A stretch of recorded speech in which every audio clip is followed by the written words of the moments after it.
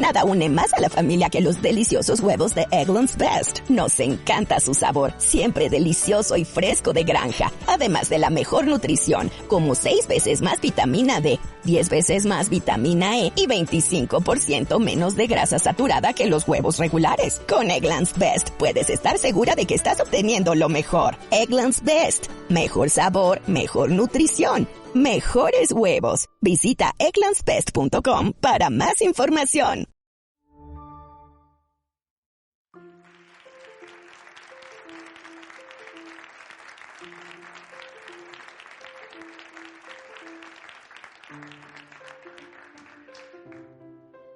Muy buenas a todos, gracias por haber venido.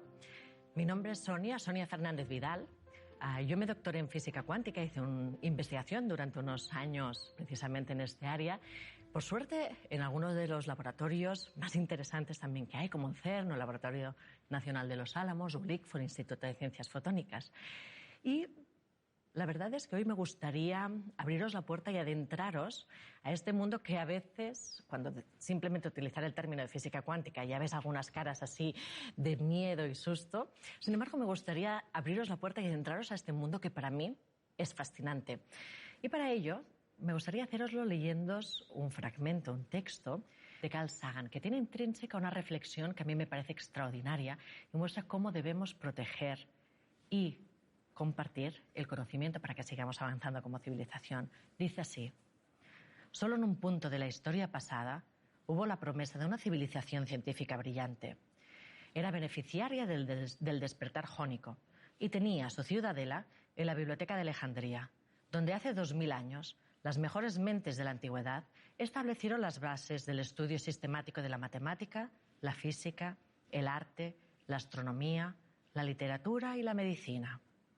Todavía estamos construyendo sobre estas bases. La biblioteca fue construida y sostenida por los Ptolomeos, los reyes griegos que heredaron la porción egipcia del imperio de Alejandro Magno. Desde la época de su creación, en el siglo III a.C., hasta su destrucción, 7 siglos más tarde, fue el cerebro y el corazón del mundo antiguo. Alejandría era la mayor ciudad que el mundo occidental había visto jamás. Gente de todas las naciones llegaban allí para vivir, comerciar, aprender. En un día cualquiera, sus puertos estaban atiborrados de mercaderes, estudiosos y turistas. Era una ciudad donde griegos, egipcios, árabes, sirios, hebreos, persas, fenicios, galos e íbaros intercambiaban mercancías e ideas. Fue probablemente allí donde la palabra cosmopolita consiguió tener un sentido auténtico, ciudadano, no de una nación, sino del cosmos. Ser un ciudadano del cosmos. Es evidente que allí estaban las semillas del mundo moderno. ¿Qué impidió que arraigaran y florecieran? ¿A qué se debe que Occidente se adormeciera durante 1000 años de tinieblas hasta que Copérnico, Galileo y sus contemporáneos redescubrieron la obra hecha en Alejandría? No puedo daros una respuesta sencilla, pero lo que sí sé es que no hay noticia en toda la historia de la biblioteca de que alguno de sus ilustres científicos y estudiosos llegaran nunca a desafiar los supuestos políticos, económicos y religiones de su sociedad. Se puso en duda la permanencia de las estrellas, no la justicia de la esclavitud. La ciencia y la cultura en general estaban reservadas para unos cuantos privilegiados. La vasta población de la ciudad no tenía la menor idea de los grandes descubrimientos que tenían lugar dentro de la biblioteca. Los nuevos descubrimientos no fueron explicados ni popularizados. La investigación les benefició poco. Los descubrimientos en mecánica y en la tecnología del vapor se aplicaron principalmente a perfeccionar las armas, estimular la superstición, a divertir a los reyes. Los científicos nunca captaron el potencial de las máquinas para liberar a la gente. Los grandes logros intelectuales de la antigüedad tuvieron pocas aplicaciones prácticas inmediatas. La ciencia no fascinó nunca la imaginación de la multitud. No hubo contrapeso al estancamiento, al pesimismo, a la entrega más abyecta al misticismo.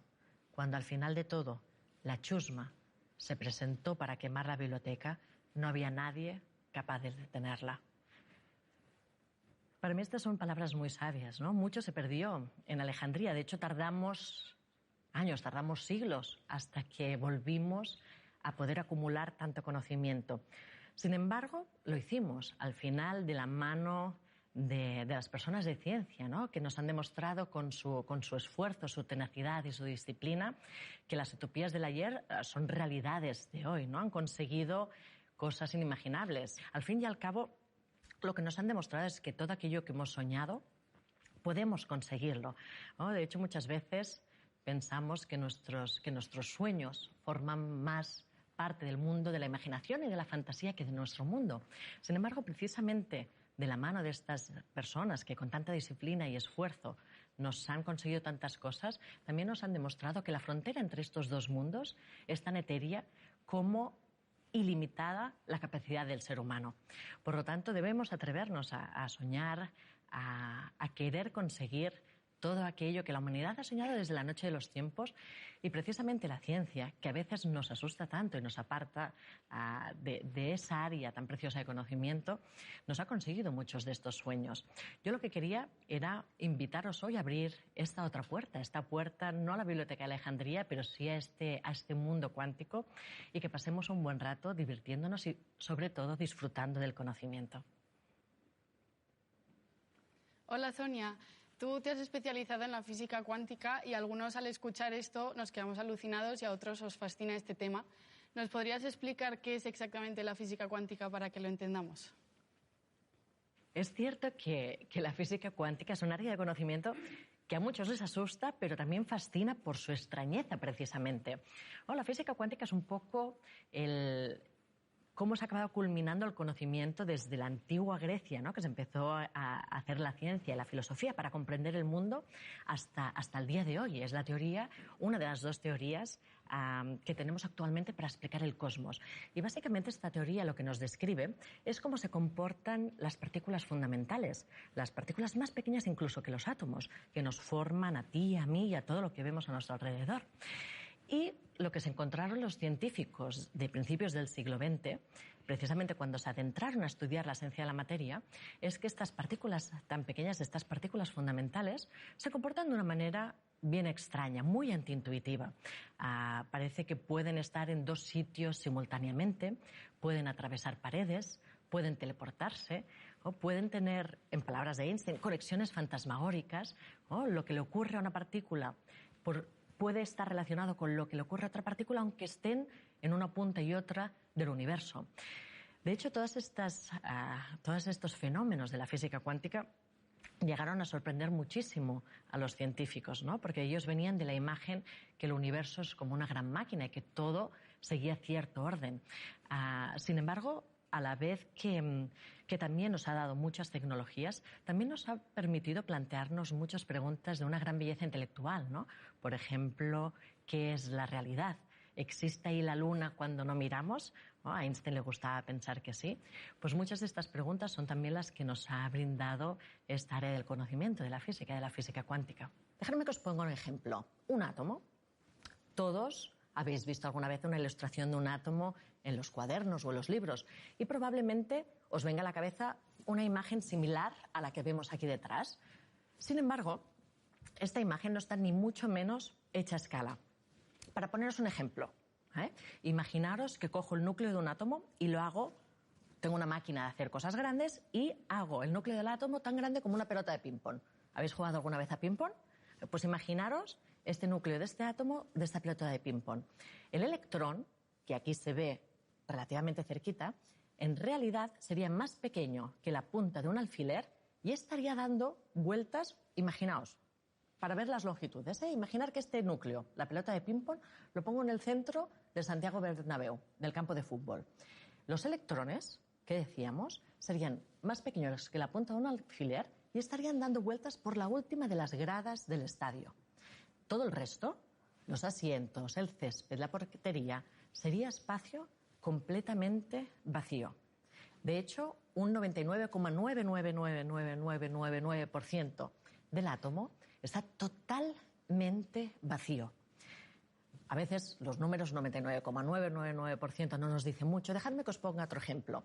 Imaginaros, ahora que hemos visto, ¿no?, estas dimensiones de los átomos y lo alejadas que están y el espacio vacío que hay entre medio, pero ahora imaginaos que cojo los átomos de toda la humanidad, todas las personas que estamos sobre la Tierra. Y cojo los electrones y los núcleos y, en vez de tenerlos tan separados, los acerco, los agrupo todos. Agrupo todas las partículas de todas las personas que estamos sobre la Tierra. Todos nosotros, toda la humanidad, si quitamos el espacio vacío que hay en medio, cabríamos en un simple terrón de azúcar. Es decir, imaginaros la de espacio vacío que hay en todo lo que nos rodea. Es decir, por ejemplo, esta mesa, esta silla, donde estáis vosotros sentados también, que estáis tan cómodamente sentados, pues pensar que está un 99,99999% completamente vacía.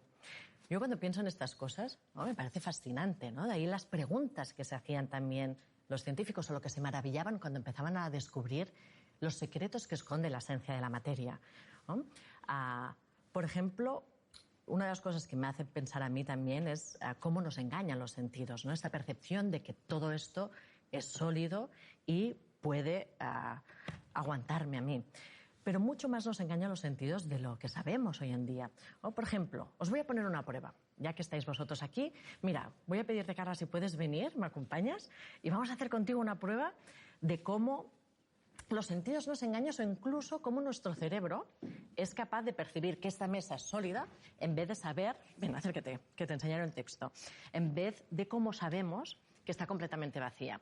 Por ejemplo, si me podéis proyectar el texto que va a leer Carla ahora mismo en la pantalla, así el público podrá ver un texto que parece que sea un cifrado que no quiere decir absolutamente nada.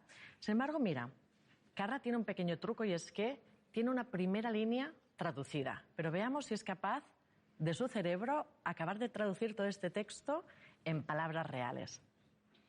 Cierto día de verano estaba en la playa observando dos chicas brincando en la arena. Estaban trabajando mucho construyendo un castillo de arena con torres alguna apuesta, si no, sáltatela esta, ¿eh? Ocultos y puentes. Cuando estaban acabando, vino una ola que destruyó todo, reduciendo el castillo a un montón de arena y espuma. Pensé que después de tanto esfuerzo las chicas comenzarían a llorar, pero en vez de eso corrieron por la playa riendo y jugando y comenzaron a construir otro castillo. Comprendí que había aprendido una gran lección.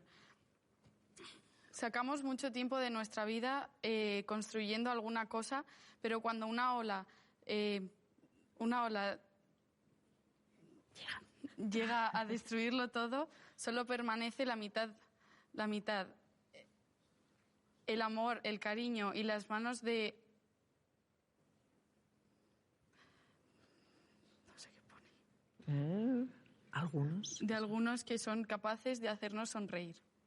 Muy bien, fantástico. Bueno, era difícil, pero fijaros cómo nuestro cerebro es muchas veces capaz de, como en este caso, suplir la realidad como nosotros queremos que sea, ¿no? En este caso, como estamos acostumbrados a que sea. Es decir, lo traducimos directamente a un texto. Del mismo modo, nosotros cuando nos miramos a nosotras mismas, o incluso tenemos la ilusión de que nos estamos tocando, ¿no? Cuando sabemos que realmente estamos hechos de algo que está, como decíamos, un 99,9999% vacío, e incluso que nuestros electrones de la capa superior de mi mano y los electrones de su brazo ni siquiera se están tocando, sino que es la fuerza electromagnética la que hace la sensación de que nos estemos tocando. Por lo tanto, de ahí vienen estas preguntas, ¿no?, que suscitaban los científicos, que parecían más filósofos que otra cosa. ¿Qué es la realidad? ¿Qué ocurre? ¿Qué es aquello que estamos observando? ¿Es realmente lo que vemos? Muchas gracias.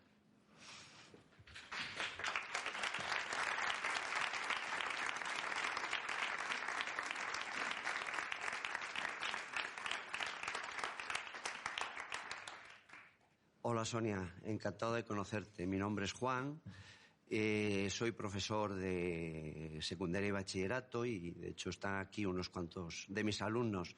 Me gustaría pedirte, por favor, a ver si podrías explicarnos la diferencia entre la física cuántica y la física clásica. Gracias. Muchas gracias, Juan. Mira, lo que conocemos como el término de física clásica es la física que se generó desde Newton y sus coetáneos hasta finales del siglo XIX, principios del siglo XX, que fue precisamente cuando nos adentramos en la física cuántica. La física clásica básicamente la podríamos determinar, vamos a cerrar los ojos e imaginemos. La visión cosmológica que tenían los científicos hasta finales del siglo XX es que el universo, el cosmos, también nuestro día a día, todo funciona de una manera muy ordenada, muy rígida. De hecho, era como si el universo fuese una gran máquina, un gran reloj suizo, y absolutamente el resultado de lo que había en el cosmos fuese el resultado de los movimientos de estos engranajes de esta gran maquinaria. O podríamos resumir esta visión mecanicista, ¿no? De ahí viene el término mecanicista, con unos 4 postulados. Los físicos clásicos pensaban que el espacio y el tiempo, siendo 2 cosas separadas, eran algo completamente absoluto que funcionaba exactamente igual en cualquier parte de este gran reloj suizo que era el cosmos. De hecho, esta nueva visión cosmológica, ¿no?, que nos presentaron los padres de la física cuántica, que me imagino que cuando se reunieron, como en este caso, ¿no?, cuando se reunieron los 29 de Solvay, que están muchos de los padres, los veis aquí reflejados en esta fotografía de la física cuántica, una de las cosas que ellos tuvieron que abordar es que la descripción del universo era completamente antiintuitiva. Por otro lado, también sabíamos que la energía, es decir, todo aquello que los científicos estudiaban, podía explicarse o bien a través de ondas, como por ejemplo la luz o el sonido, ¿no?, que ahora está llegando hasta vuestros oídos, o bien por partículas, los átomos o esas partículas con los que los científicos pensaban que la materia estaba hecha. Otro de los postulados que regía, o de las grandes verdades que regía la física clásica, era precisamente el determinismo. ¿Qué significa el determinismo? Por ejemplo, las leyes de Newton nos decían que si conocíamos la posición y velocidad de una partícula en un momento determinado, podíamos saber de dónde venía y a dónde iba, es decir, el pasado y el futuro. Por lo tanto, imagínate, ¿no?, un ojo que todo lo viese, que pudiese ver todas las partículas y analizarlas todas, podría saber con toda perfección cuál era el pasado del universo, del mismo modo que podría saber también cuál era el futuro. Por lo tanto, filosóficamente vivíamos en un universo completamente determinado. Y por último, la joya de la corona de la ciencia, la objetividad, ¿no? El científico, desde el altar del conocimiento que le ofrecía la ciencia, podía describir de manera objetiva cómo era el cosmos, cómo era el universo que estaba intentando describir. Es decir, podía generar ciertas leyes con sus ecuaciones matemáticas, ¿no?, y decir que esas eran las normas de cómo funcionaba esta gran máquina. Con el nacimiento, con la llegada de la física cuántica, uno a uno, todos estos postulados fueron desmontándose. De repente, con Albert Einstein, ¿no?, por ejemplo, en su teoría de la relatividad, él hizo uno de los grandes ejercicios de unificación, unificó el tiempo y el espacio, y además hoy en día sabemos que el tiempo no es algo absoluto, que fluye exactamente igual en todos los lados del cosmos, sino que si nosotros mismos nos movemos más rápido, el tiempo pasa más despacito para nosotros, ¿no? Eso es lo que nos dice la teoría de la relatividad, por ejemplo. Por otro lado, otra de las teorías que se desmontó es cómo funciona la energía. Hoy en día sabemos que las ondas son partículas y las partículas también pueden ser ondas. Además, todo depende de cómo lo estemos observando. Dependiendo del experimento que hacemos, se comportan de una manera o se comportan de otra. Es más, a veces antes de mirar, las cosas están funcionando de una manera completamente distinta que cuando las intentamos explicar. Parece que todo se volvía un caos. De repente los científicos se encontraron completamente interrelacionados con el universo que estaban intentando explicar. De hacer un experimento a no hacerlo, las cosas cambiaban. ¿Cómo podían entonces decir cómo funcionaba el universo de una manera totalmente objetiva? De hecho, incluso el sistema de pensamiento filosófico quedó completamente desmontado con la llegada de la física cuántica. En vez del determinismo, acabó siendo todo indeterminado, ¿no? Porque esas partículas que queríamos saber posición y velocidad para saber el pasado y el futuro, de medirlas a no medirlas, las estabas modificando. Por lo tanto, ni sabíamos qué era el pasado ni sabemos qué será el futuro. Por lo tanto, fijaos cómo la física cuántica no simplemente trajo un cambio en cómo comprendemos el universo, sino también en cómo nosotros lo vivimos y en cómo pensamos sobre él, en cuál es nuestra visión filosófica y cosmológica de cómo funciona el universo. Hola Sonia, es un placer escucharte y cómo nos acercas la física a todos. A mí me interesa muchísimo ver la parte emoción y la parte corazón de las personas y qué les lleva a desarrollar su vocación, ¿no? Entonces, ¿cómo encontraste tú y cuándo tu pasión por la física cuántica? Y en mi caso, por ejemplo, a mí me la transmite mi hijo, ¿no? Que desde un mocoso quiere ser físico, pero es cómo nos animarías, ¿no?, a los padres para que transmitamos esa pasión y que persigan aquello que quieren, como has hecho tú. Mira, la verdad es que... Muchas gracias, Rosa, por tu pregunta. La verdad es que yo ya de muy pequeñita tenía muy claro que quería ser científica. Quería saber el porqué de todo. Bueno, seguramente son las preguntas eternas que nos hemos hecho desde las noches de los tiempos, ¿no? Y es un poco el de dónde venimos, ¿no?, qué es lo que hay aquí y a dónde vamos. Y con estas preguntas pues las fui arrastrando durante mi niñez hasta que llegué al instituto e hice por primera vez una clase de física. Entonces en ese momento, ¡boom!, de repente se abrieron las puertas para mí, ¿no? Y pensé, diablos, es precisamente esto lo que me está dando respuestas, me están explicando cómo funciona el universo. Fue entonces, ya en segundo, cuando me topé por primera vez precisamente con la física cuántica y experimenté esta sensación que dice aquella frase, ¿no?, de que cuando crees que tienes todas las respuestas llega el universo y te cambia todas las preguntas, ¿no? Y precisamente lo que hizo la cuántica conmigo fue probablemente una pequeña porción de lo que debieron vivir los científicos que se encontraron en el inicios del siglo XX con la física cuántica. Y es que de repente se zarandeó todo mi mundo. Más que cómo transmitir la pasión por la física o por la ciencia, yo casi diría cómo no cortar las alas a los niños, ¿no? De hecho, el otro día leía que un niño de 4 años hace una media de unas 473 preguntas al día. Muchas veces algunas de las preguntas que hacen estos niños son extraordinarias. Recuerdo una anécdota de un compañero físico que contaba, ¿no? Decía, mira, estaba yo haciendo dormir a mi hija pequeña y le estaba explicando la relatividad, que digo yo, vaya cosas para intentar dormir a un niño, pero bueno. Y le estaba hablando cómo la velocidad de la luz es el límite cósmico, ¿no?, que no se puede ir más rápido que la velocidad de la luz. Dice, de repente se levanta de la cama y me dice, entonces, papá, ¿la velocidad de la oscuridad cuál es?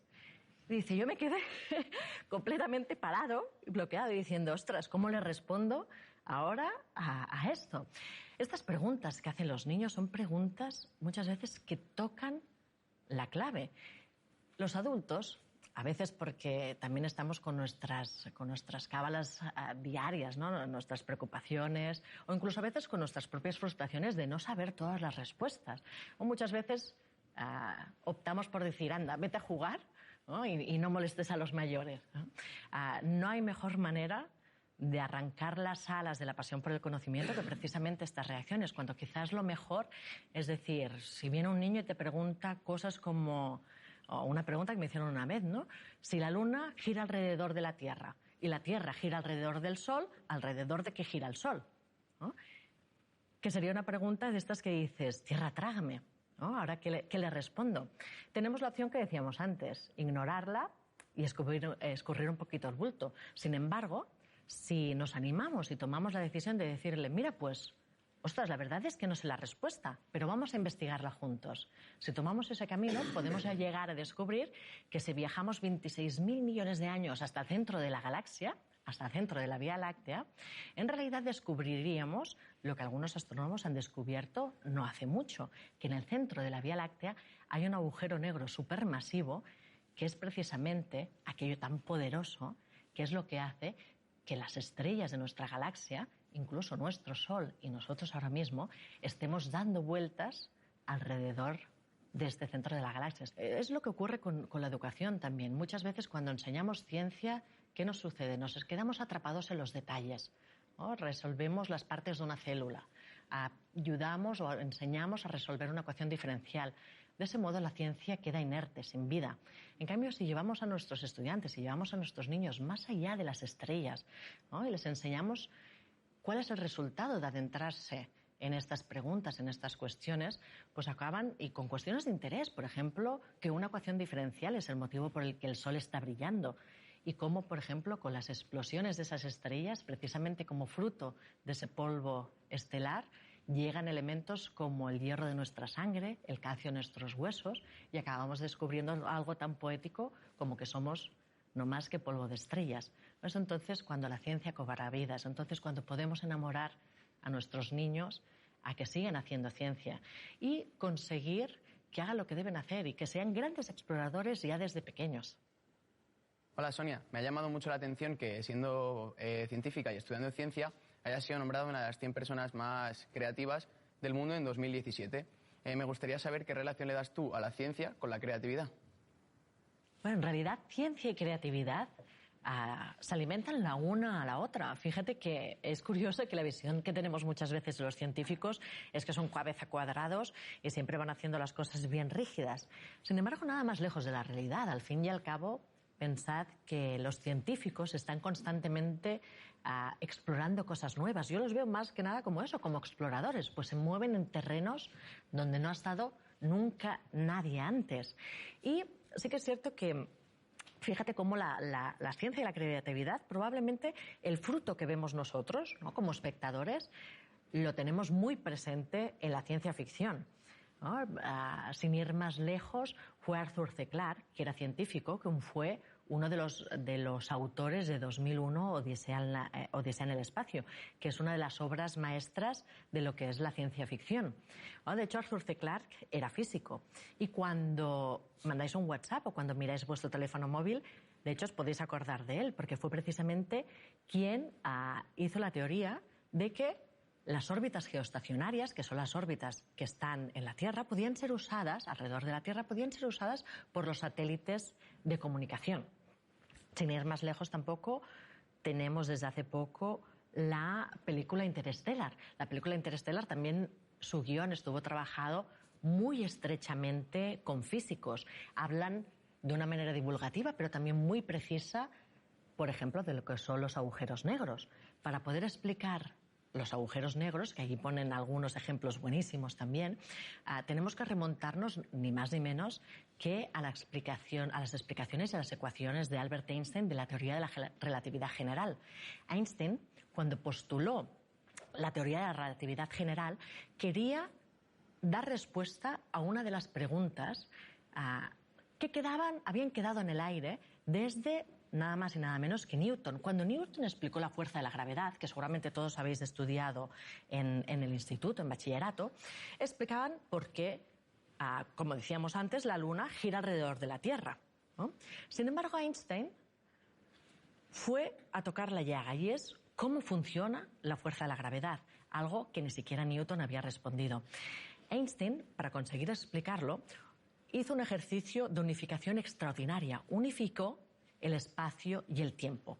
Y lo unificó en lo que él llamaba un tejido espaciotemporal. Y era precisamente en ese tejido espaciotemporal que era lo que hacía que existiese la fuerza de la gravedad.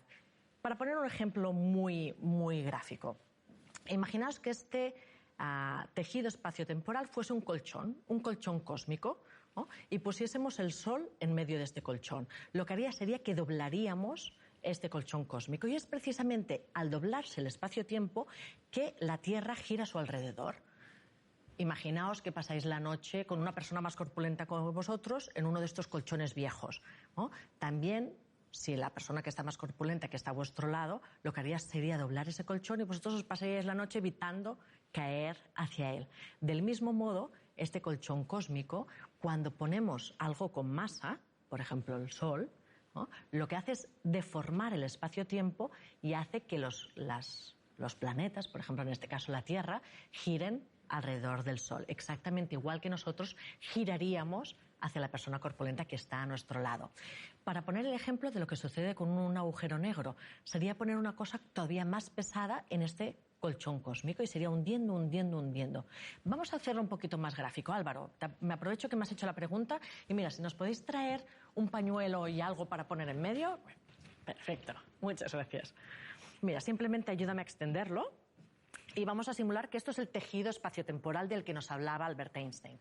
Fijaos que si no hay nada, el tejido del espacio-tiempo se queda inalterado. Pero en el momento en el que ponemos un objeto, por ejemplo esta manzana, ¿qué sucede? Fijaos cómo se ha doblado el espacio-tiempo. Es precisamente al doblarse así que los planetas girarían alrededor del Sol si fuese esta manzana de aquí. Si ponemos una cosa todavía más densa, más pesada en este espacio, ¿qué sucedería? Mira, vamos a simularlo como que lo vamos haciendo, aflojando un poquito más. Fijaos cómo se va hundiendo y más, y más, y más, y más en el espacio-tiempo. Va doblándose, doblándose, doblándose, hasta que al final, ¿qué sucede con un agujero negro? Es un punto tan denso que lo que hace es hundir el espacio-tiempo hasta que hace un agujero. Entonces, todo lo que cae dentro, absolutamente todo, queda ahí atrapado para siempre, jamás. De hecho, absolutamente nada puede escapar de un agujero negro, ni siquiera la luz. Es por eso que les llamamos precisamente agujeros negros. Gracias por tu ayuda, Álvaro. Nada.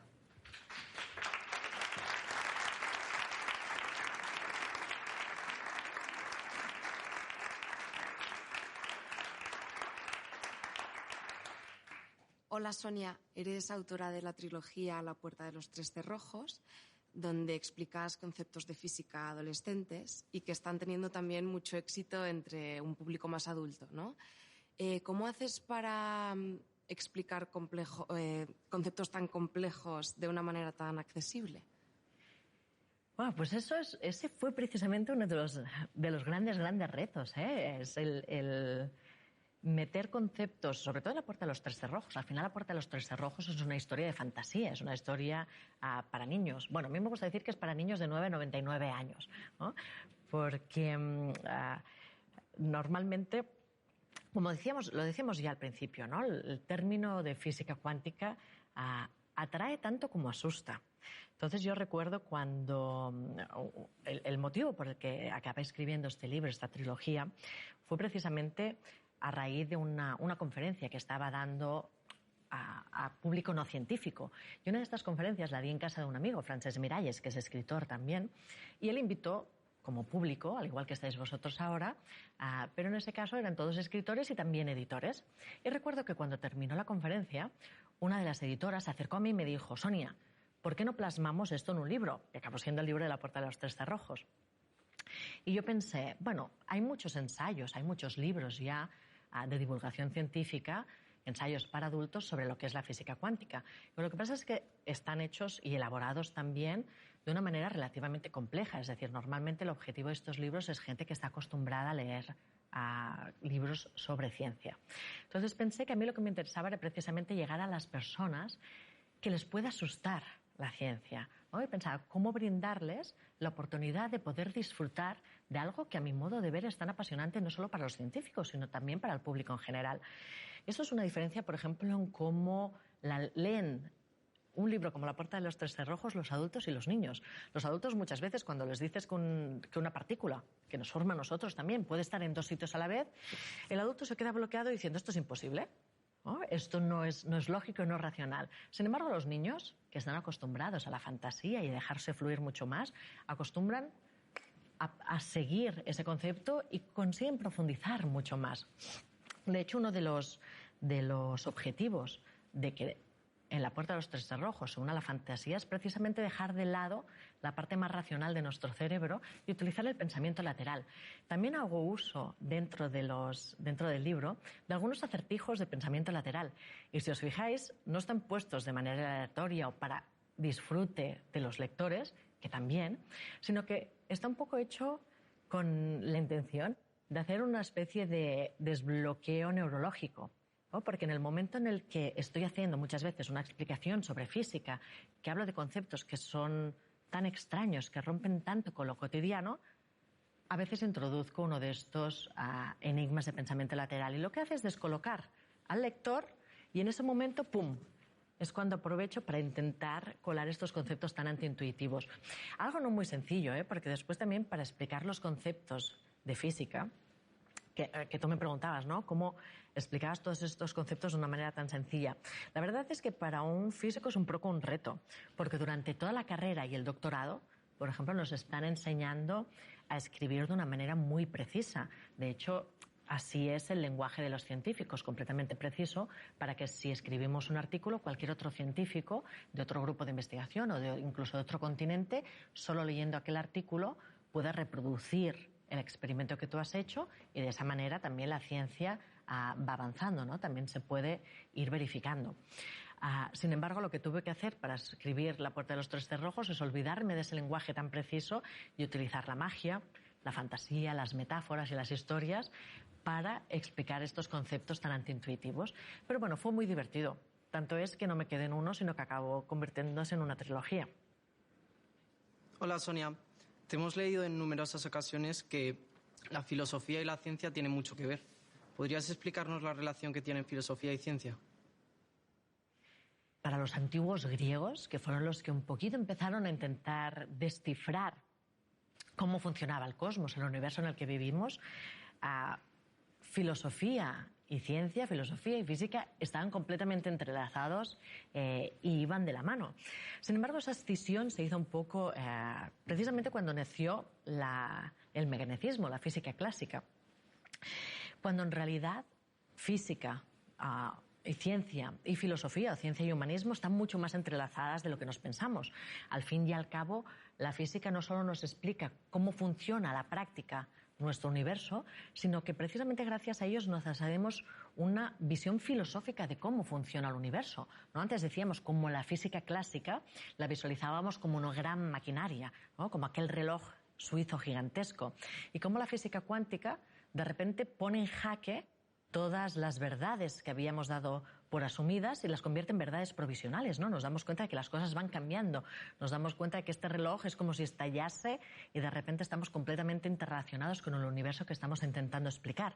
Pasamos del determinismo, que es una visión filosófica de cómo funciona el mundo, a un indeterminismo. ¿Hay un guión escrito o lo vamos escribiendo a medida que vamos viviendo? Todas estas cuestiones, aunque no las toca la física en sí mismo, sí que surgen de las explicaciones, al fin y al cabo, de cómo funciona el universo en el que estamos viviendo. Así, por ejemplo, como quizás la línea de pensamiento que yo atribuiría más a la física clásica, al mecanicismo, es la de Demócrito, ¿no? La de pensar que las cosas existen ahí afuera, esté yo observando, ¿no? Que está todo ordenado y se puede dividir todo en pequeños pedacitos. Para mí, la línea de pensamiento que se acerca más a la física cuántica es quizás la de Platón, y sobre todo recordando el mito de la caverna. No sé si lo conocéis todo, pero bueno, os lo voy a recordar si no. El mito de la caverna de Platón decía qué sucedería si cogiésemos a unas personas que nunca hubiesen visto absolutamente nada, las encerrásemos en una cueva y pura y simplemente su percepción de los objetos fuese a través de sombras, es decir, los forzarían solo a ver las paredes de la cueva y las sombras de objetos reales que pasaban por detrás de ellos. Para esas personas, la realidad sería en dos dimensiones, sería una realidad de sombras, ¿no? Eso suscitaba las cuestiones de qué es la realidad. Los físicos clásicos, los físicos antes del siglo XX, pensaban que lo que estaban explicando del universo era la realidad última, que las cosas eran así, punto. Sin embargo, hoy en día, los científicos sabemos que el mundo que estamos explicando es pura y simplemente unas sombras, igual que aquellas personas del mito de Platón que estaban condenadas a ver ese universo en dos dimensiones y a expresar solo las sombras, ¿no? Y jeroglíficos de cómo funciona el universo.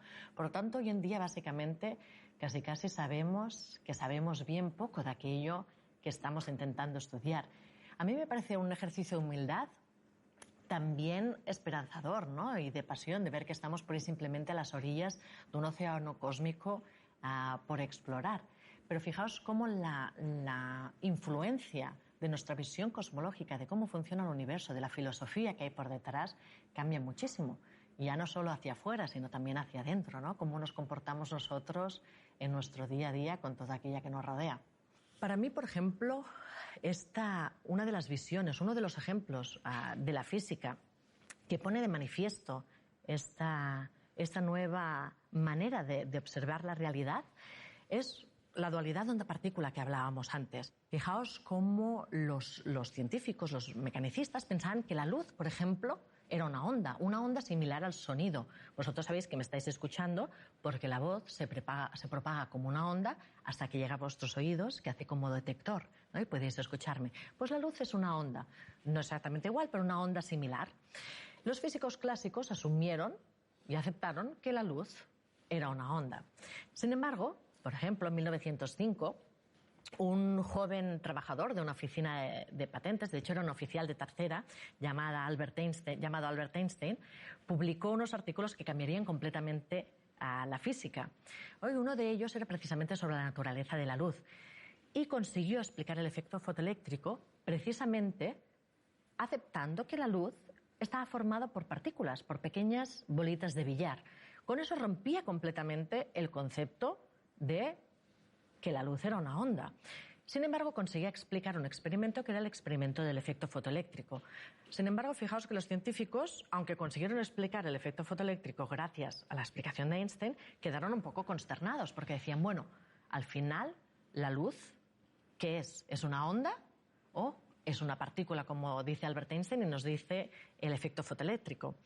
Sin embargo, Einstein, que probablemente ya tenía bastante flexibilidad mental, dijo, el problema no es si la luz es una onda o una partícula. No está en la respuesta, sino en la pregunta que nos estamos haciendo.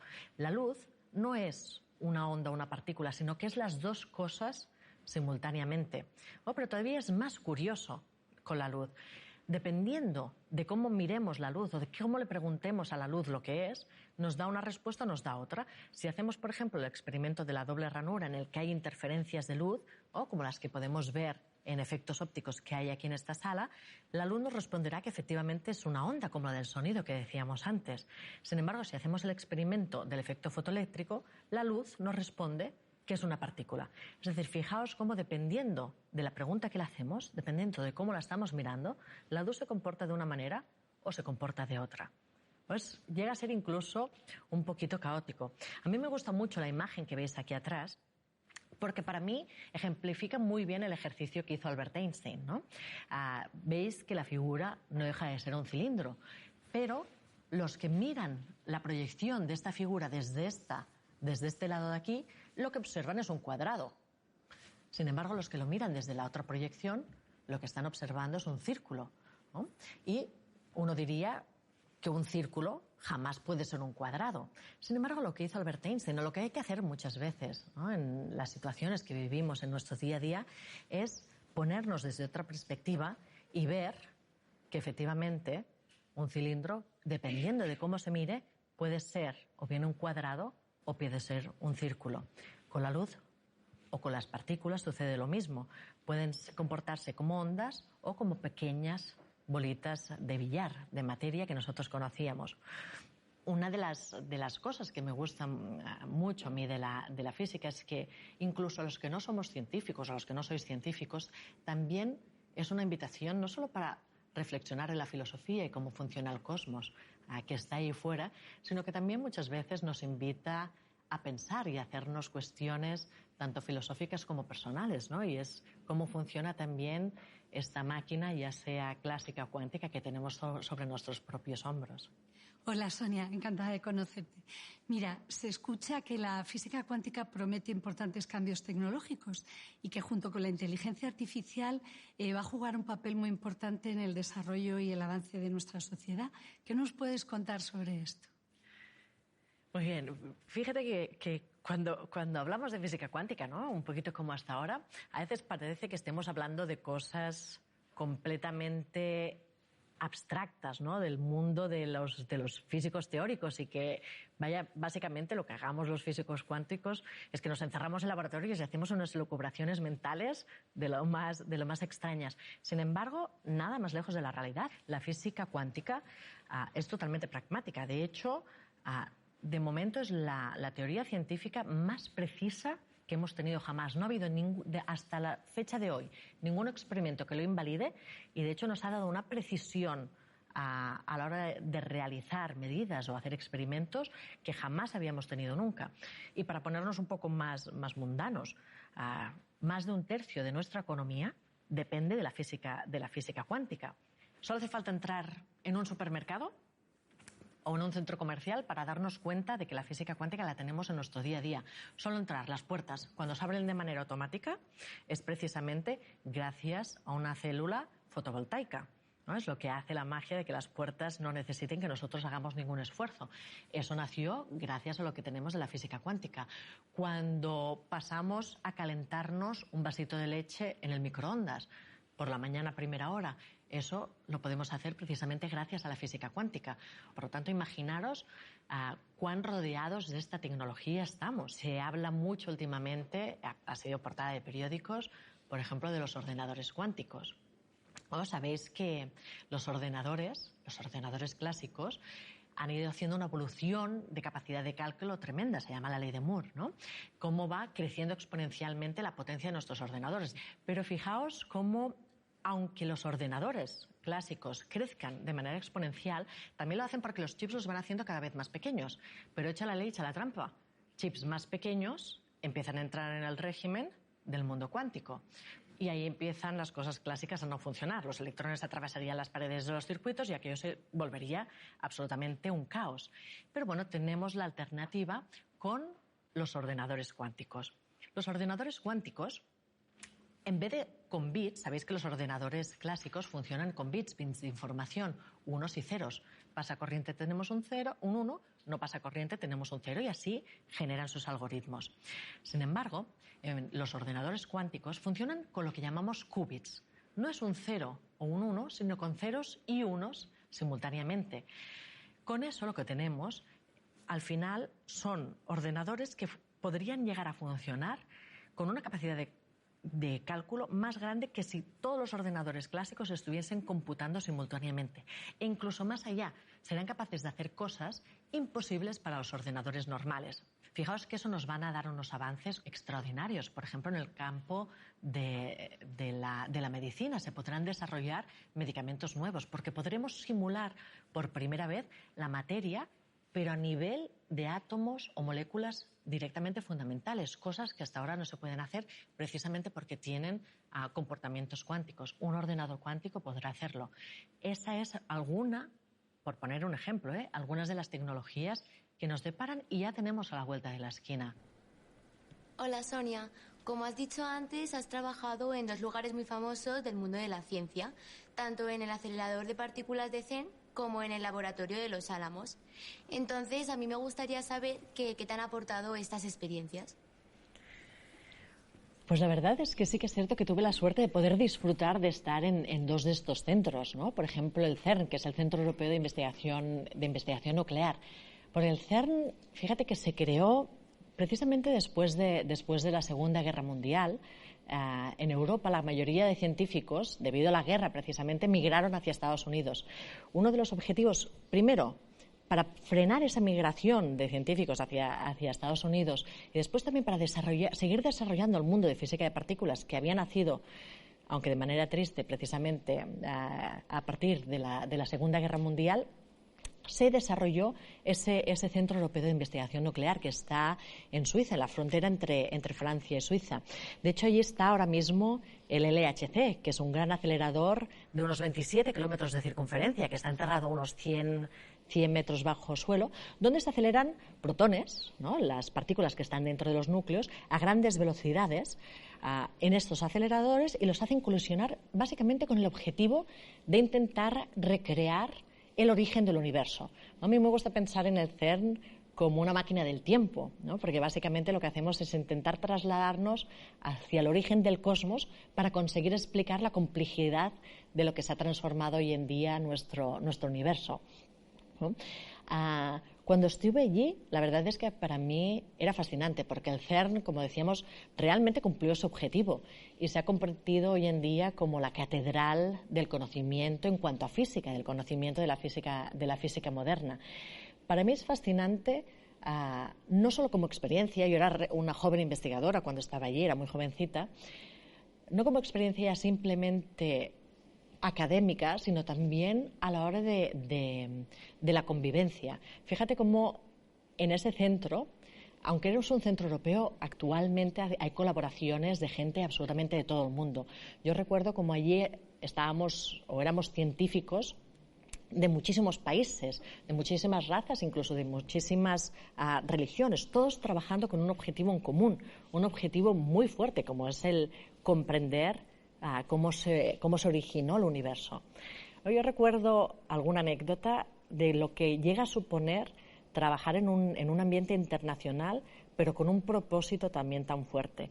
Porque recuerdo que muchas veces lo que hacíamos con algunos compañeros, a la hora de comer, la cafetería de la ONU, de Naciones Unidas, que estaba ahí en Ginebra, que estaba relativamente cerca, la verdad es que tenía un menú un poquito más bueno que el que teníamos los científicos en el CERN. Entonces, a veces nos metíamos unos cuantos en un coche y nos íbamos para allá. Normalmente coincidía pues que éramos gente, como decía, de distintas nacionalidades, de razas, religiones, cualquier cosa, tampoco nos fijábamos mucho. Pero una cosa que sí, que me llamó la atención es que cuando llegabas a la cafetería de Naciones Unidas, acostumbrabas a ver, que se supone que es Naciones Unidas, sí que es cierto que veías gente de muchas nacionalidades, pero os acostumbrabas a ver en grupos comiendo cada uno en sus mesas, ¿no? Y sin embargo, éramos nosotros los científicos que íbamos, gente de todas partes, realmente integrados en todos juntos, ¿no? Y una de las cosas que a mí me fascinaba es cómo una de las cosas que tiene la ciencia, ¿no? De las propiedades que tiene, es que cuando hay una meta tan fuerte, ¿no? un propósito común como es el de la investigación, el de la investigación fundamental, desaparecen cuestiones de género, desaparecen cuestiones de razas, de nacionalidades y de credos, ¿no?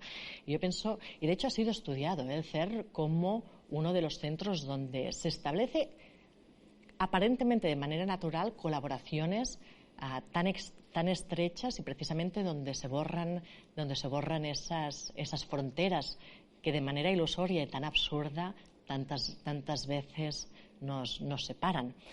El CERN también es fascinante porque, como decíamos, es un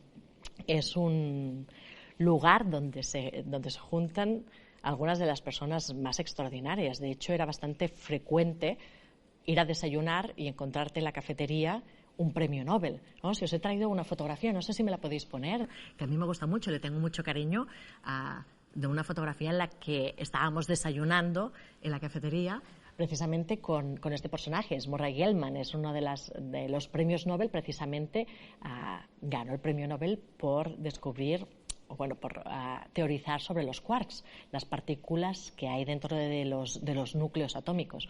Pues era bastante frecuente poder acercarte a ellos, ¿no? De manera normal y poder comentar tus dudas, tus inquietudes y que ellos te motivasen y estimulasen, ¿no? Se rompían las fronteras, como decíamos antes, no solo de nacionalidades, sexos y religiones, sino también como de estatus de conocimiento. Y para mí eso es una experiencia extraordinaria.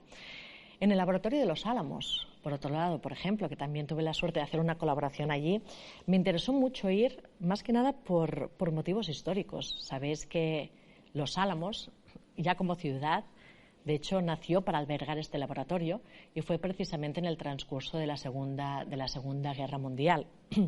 Nació con el objetivo de albergar a un grupo de científicos que estaban desarrollando el proyecto Manhattan.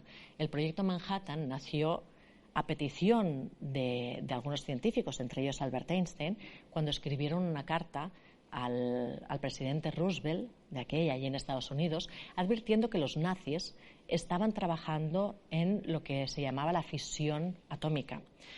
Y ellos estaban preocupados que pudiesen utilizar la energía resultante de separar los núcleos de los átomos precisamente para desarrollar bombas letales.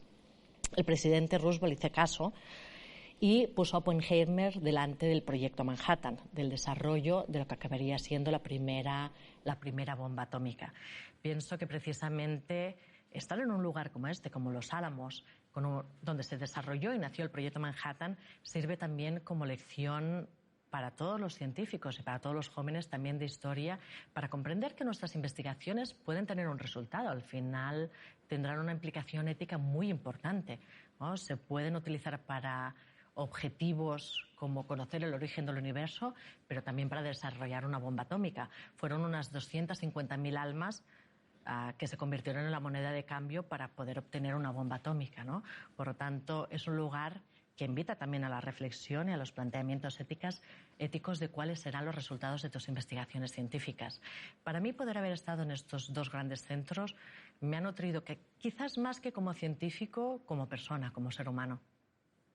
Hola, Sonia. En relación a tus libros, has puesto muchos problemas, ejemplos, y me gustaría saber, a día de hoy, cuál es el que te sigue fascinando y por qué. Mira, probablemente una de las cuestiones, cuando tengo que explicar, que más me fascina es precisamente una de las preguntas abiertas en el campo de la física moderna. Y es precisamente el matrimonio entre mecánica cuántica, física cuántica, y relatividad general, la teoría de la relatividad general. Sabemos que hoy en día la física moderna está basada en dos pilares. Estos dos pilares que acabo de decir. Por un lado, una parte de la física que nos explica cómo se comportan las partículas diminutas, los átomos con sus partículas fundamentales. Todos estos comportamientos tan extraños que hemos estado diciendo. Por otro lado, el otro pilar es precisamente el de la relatividad general, que antes hemos puesto un ejemplo con Álvaro de cómo funcionaba este colchón cósmico. Nos describe cómo se mueven las galaxias, las estrellas y los planetas. Sin embargo, estamos bajo un techo con dos pilares de dos teorías que no se llevan bien. No hay una sola ecuación que nos explique cómo se comporta desde la partícula más pequeña a la galaxia más gigantesca. De hecho, sabemos que la física sus teorías deben cumplirse siempre. Si las leyes de la física cuántica se cumplen siempre y las leyes de la relatividad se cumplen siempre, hoy en día, en física, resulta que tenemos dos siempres distintos. No se llega a hacer una conexión, como decíamos, desde lo más pequeño hasta lo más grande. Esta es una de las grandes incógnitas que todavía vive hoy en día en el mundo de la física, y es si existe esa teoría unificada, una teoría que nos podamos imprimir en una camiseta y que nos explique desde lo más pequeño hasta lo más grande. De hecho, sí que es cierto que hay algunas candidatas a teorías, como es, por ejemplo, la teoría de cuerdas. No sé si alguna vez habéis oído hablar de ella. Básicamente, la teoría de cuerdas nos dice que incluso más allá de estas partículas fundamentales que nosotros decíamos, absolutamente todo en el cosmos está formado por pequeñas cuerdas.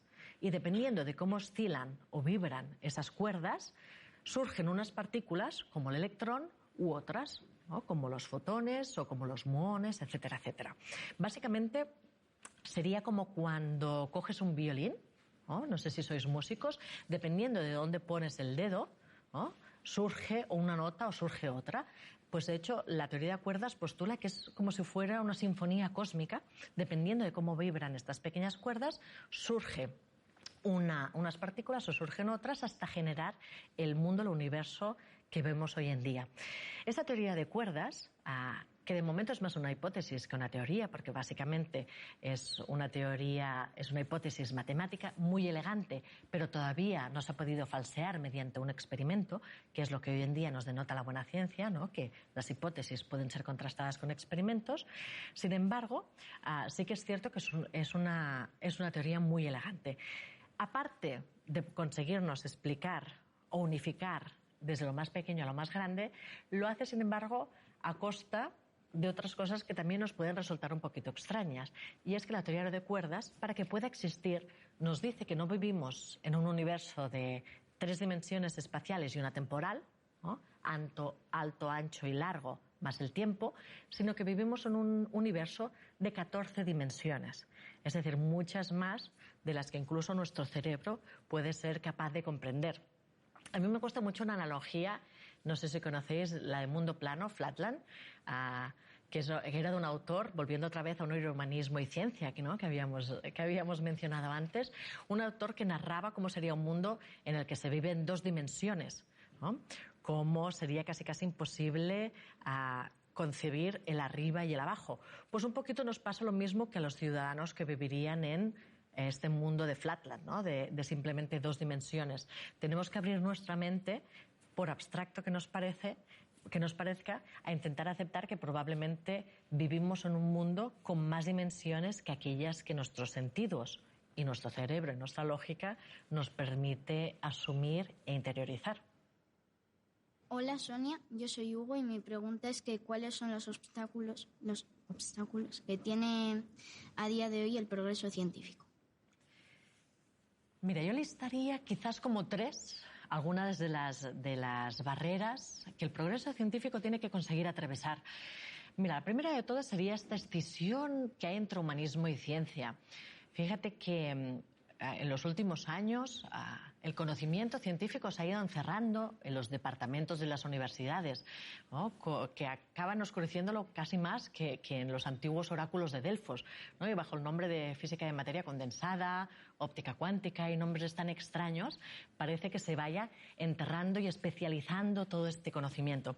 De hecho, había un humanista, filósofo, que decía que en la sociedad moderna nos estamos especializando tanto que vamos sabiendo cada vez más de cosas más pequeñas hasta que al final lo sabremos todo de nada, ¿no? Yo pienso que precisamente esta frase muestra muy bien o plasma muy bien uno de los problemas de esta excesiva especialización, ¿no? Y de esta escisión tan fuerte que hay entre humanismo y ciencia. Por otro lado, y otro de los grandes retos que tiene la ciencia y sobre todo, por ejemplo, en nuestro país, y de las barreras que tiene que atravesar sí o sí, es precisamente en los recortes tan fuertes que hay en investigación, en I+D+I. Fijaos cómo son alarmantes los datos que da la Confederación de Sociedades Científicas.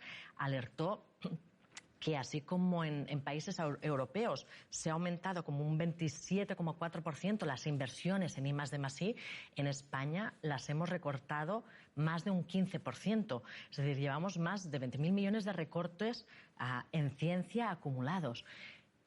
Invertimos menos hoy en investigación y en desarrollo que hace 10 años.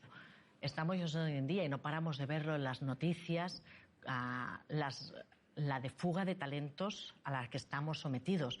En España estamos formando científicos extraordinarios, tenemos estudiantes brillantes.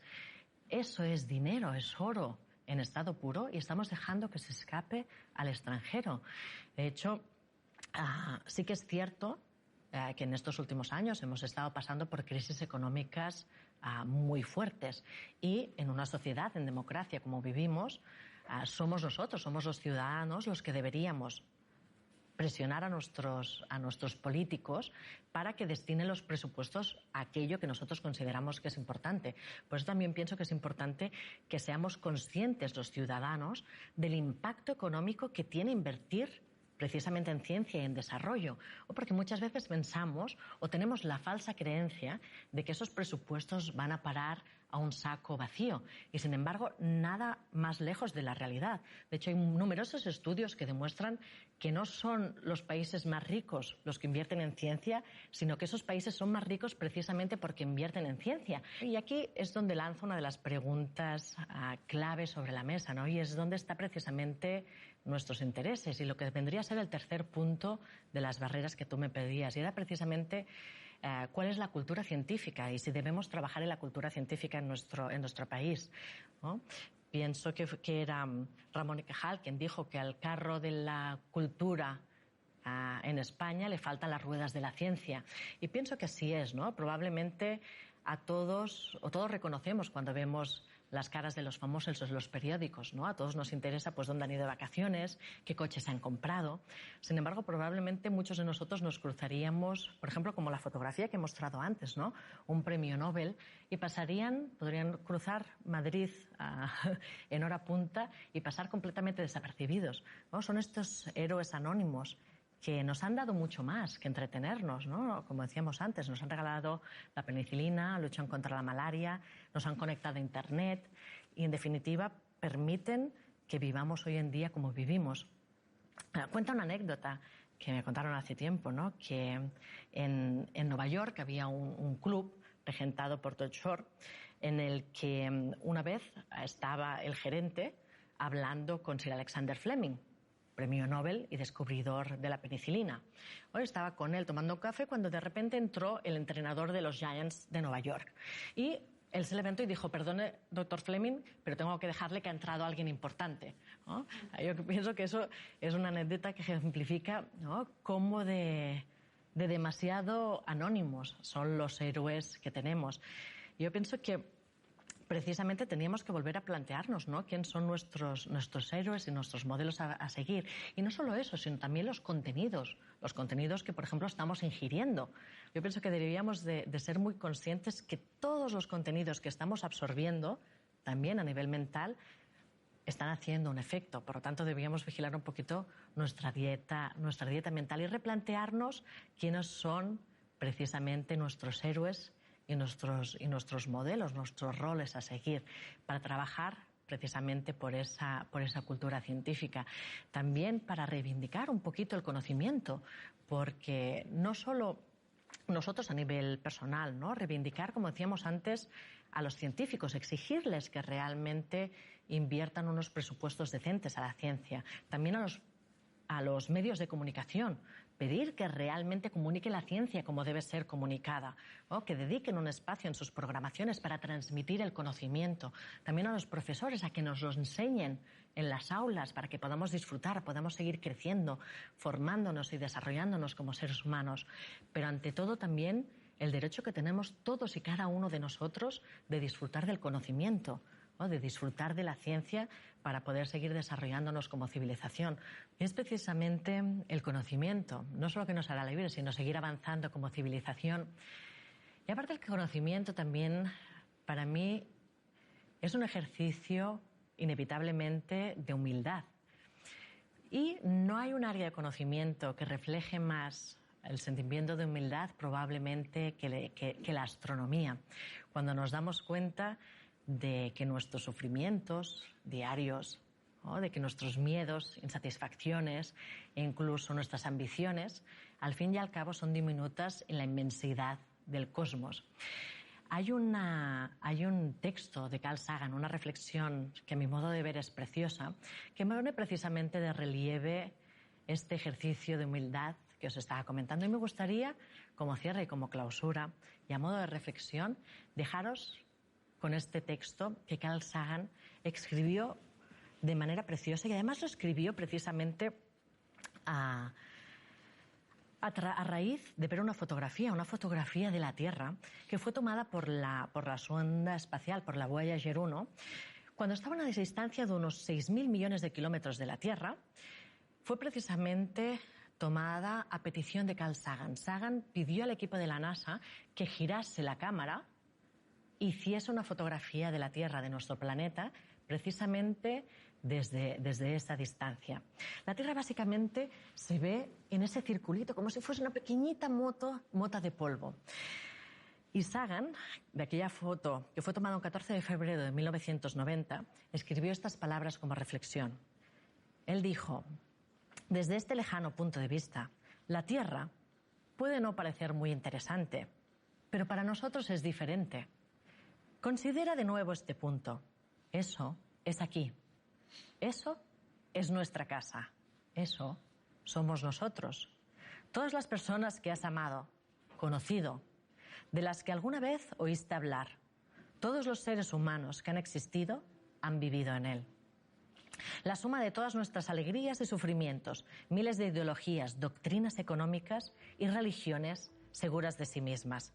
Cada cazador y recolector, cada héroe y cobarde, cada creador y destructor de civilizaciones, cada rey y campesino, cada joven pareja enamorada, cada madre y padre, cada niño esperanzado, cada inventor y explorador, cada profesor de moral, cada político corrupto, cada superestrella, cada líder supremo, cada santo y pecador en la historia de nuestra especie ha vivido ahí, en una moto de polvo suspendida en un rayo de sol. La Tierra es un escenario muy pequeño en la vasta arena cósmica. Piensa en los ríos de sangre vertida por todos esos generales y emperadores que, para en gloria y triunfo, pudieran convertirse en amos momentáneos de una fracción de un punto. Piensa en las interminables crueldades cometidas por los habitantes de una esquina de este píxel sobre las apenas distinguibles habitantes de alguna otra esquina. cuán frecuentes esos malentendidos, cuán ávidos están de matarse los unos a los otros, cómo de fervientes son sus odios. Nuestras posturas, nuestra importancia imaginaria, la ilusión de que ocupamos una posición privilegiada en el universo. Todo eso es desafiado por este punto de luz pálida. Nuestro planeta es un solitario grano en la gran y envolvente penumbra cósmica. En nuestra oscuridad, en toda esta vastedad, no hay ni un indicio de que vaya a llegar ayuda desde ningún otro lugar para salvarnos de nosotros mismos. La Tierra es el único mundo conocido hasta ahora que alberga vida. No hay ningún otro lugar, al menos en el futuro próximo, al cual nuestra especie pudiera migrar. Visitar sí, colonizar aún no. Nos guste o no, por el momento, la Tierra es donde tenemos que quedarnos. Se ha dicho que la astronomía es una experiencia de humildad y formadora de carácter. Tal vez no haya mejor demostración de la locura de la soberbia humana que esta distante imagen de nuestro minúsculo mundo. Para mí, subraya nuestra responsabilidad de tomarnos los unos a los otros más amable y compasivamente y de preservar y querer ese punto azul pálido, el único hogar que siempre hemos conocido. Muchas gracias.